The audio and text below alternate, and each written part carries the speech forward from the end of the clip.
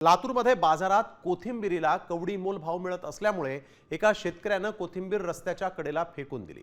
मशागत, पाणी आणि मजुरीचा मोठा खर्च करूनही बाजारात वाहतुकीचा खर्च निघत नसल्यानं बळीराजा आर्थिक संकटात सापडलाय। अशात हताश झालेल्या शेतकऱ्यानं मेहनतीनं पिकवलेली कोथिंबीर रस्त्याच्या कडेला फेकून दिल्याचं समोर आलेलं आहे।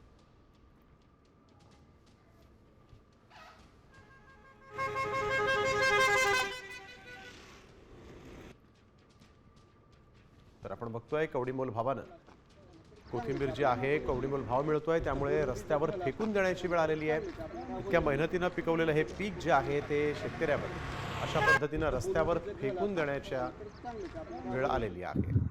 शेतकऱ्याच्या स्वप्नाचा चुराडा कसा होतो हे दाखवण्याचं मी प्रयत्न करणार आहे। आपण जर बघितलं तर सध्या बाजारात कोथिंबीरीला कवडीमोल भाव मिळतोय आणि त्यामुळे कुठेतरी लागवड खर्च देखील निघत नाही।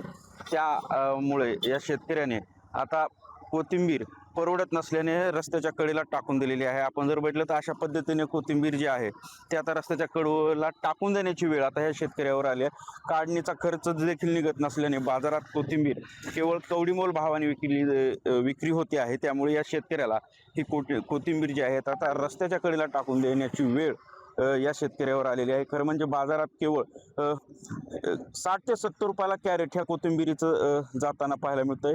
मात्र मागच्याच आठवड्यामध्ये याच कोथिंबीरीला साधारणतः 250 ते 300 रुपये किलो भाव मिळत होता। काय परिस्थिती आहे कोथिंबीरीची?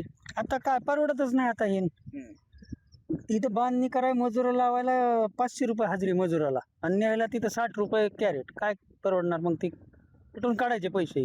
हे शेतकऱ्याच्या भावनेशी खेळ आहे, दुसरं काय नाही। पाणी द्यायचं ह्याचं किती मेहनत करावं लागते, किती शेतकऱ्याला कष्ट आहे ह्याच्यात। रात दिवस लाईट दिवसा येते जाते, संध्याकाळचं साप इचू काटे काही पण चावायचं बी भीती असते, तरी बी नाही इलाजाने निसर्गाचा पाऊस नाही तर जिल्ह्यामध्ये कसं पाण्याचं